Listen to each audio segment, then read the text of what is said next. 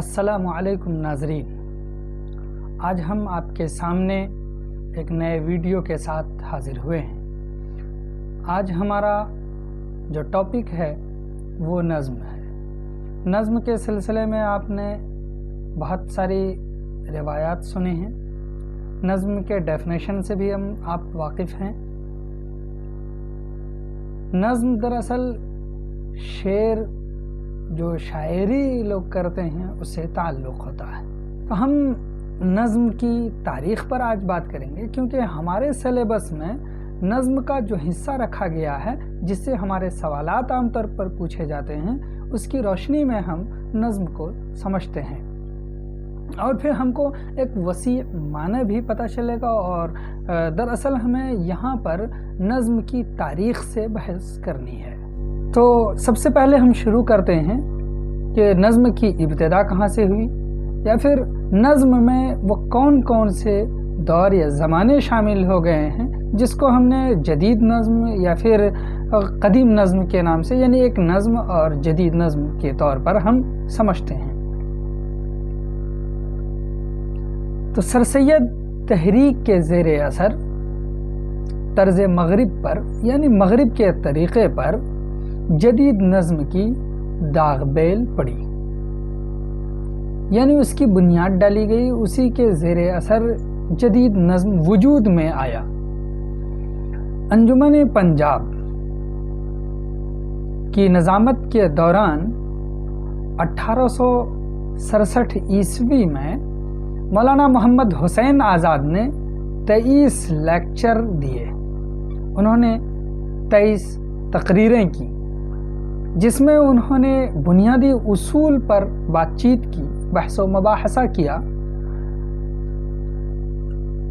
ان میں سے 2 نہایت اہم ہیں، یعنی جو 23 لیکچر دیے، تقریر کیے، ان میں سے 2 نہایت اہم ہیں۔ دراصل یہیں سے نظم جدید کا سلسلہ شروع ہوا۔ آزاد نے ایک نظم شب قدر بھی سنائی۔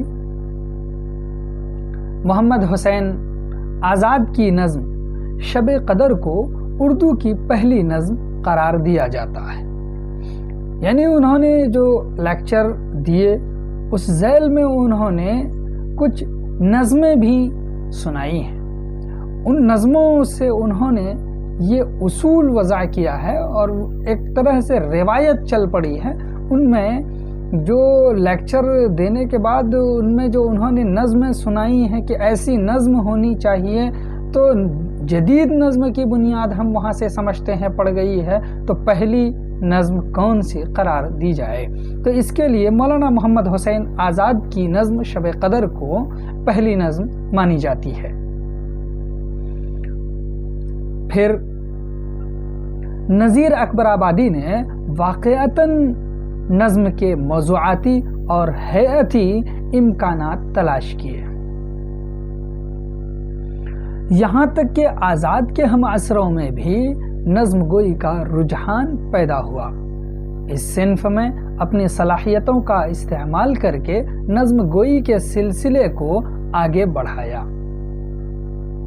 20ویں صدی عیسوی میں اقبال، یعنی علامہ محمد اقبال رحمۃ اللہ علیہ اور ان کے ہم عصروں نے، یعنی جو ان کے زمانے کے لوگ ہیں، انہوں نے خاص توجہ کی نظم کی جانب، انہوں نے اپنی توجہ مبذول کی، اور نظم کو پروان چڑھانے میں ان لوگوں کا بڑا رول رہا ہے۔ نذیر اکبر آبادی کے بعد اقبال رحمۃ اللہ علیہ اردو نظم کے دوسرے عظیم شاعر ہیں، یعنی سب سے بڑے شاعر اگر ہم اردو نظم کے سلسلے میں مانتے ہیں کسی کو، تو ایک نام تو ہم لیتے ہیں نذیر اکبر آبادی کا، اور دوسرا نام علامہ محمد اقبال کا لیتے ہیں۔ ان لوگوں نے نظم جدید کے سلسلے میں بڑا اہم رول ادا کیا ہے۔ انہوں نے موضوع اور ہیئت کی تبدیلی کی۔ ما بعد عہد اقبال کی تاریخ ترقی پسند تحریک اور حلقہ ارباب ذوق کی مرہون منت ہے۔ جوش کا قومی تحریک سے متاثر ہو کر سیاسی اور سماجی نظمیں لکھنا، غزل زدہ ماحول سے متاثر ہو کر اختر شیرانی کا رومانی نظمیں لکھنا، یہاں تک کہ 1936 عیسوی میں ترقی پسند تحریک کے آغاز کے ساتھ ہی نظم نے نئی کروٹ لی۔ آزاد اور معرہ نظموں کو ترقی ملی۔ حلقہ ارباب ذوق کے اہم شعراء کے ذریعے سے شاعری اردو کے بہترین دور سے عبارت ہوئی، خاص طور پر راشد یعنی نون میم راشد، نظر محمد راشد، میراں جی اور اختر الایمان اردو جدید نظم کے مثلث تسلیم کیے جاتے ہیں۔ یعنی اس کڑی میں ان تینوں کا نام بڑی اہمیت کا حامل ہے۔ اگر ہم سے یہ آپ سے پوچھا جائے کہ نظم جدید کے مثلث کے طور پر کون لوگ شامل ہیں، تو ان میں یہ تینوں ہیں، نون میم راشد، میراں جی اور اختر الایمان۔ جدیدیوں کے زمانے میں نثری نظم کو علیحدہ صنف کی حیثیت سے جگہ ملی۔ شاعرات کا ایک بڑا قافلہ بھی جدیدیت کے زمانے میں سامنے آیا۔ اس طرح موجودہ دور میں دانشورانہ اظہار خیال کے لیے نظم سے بہتر شاعری میں کوئی دوسری صنف موجود نہیں ہے۔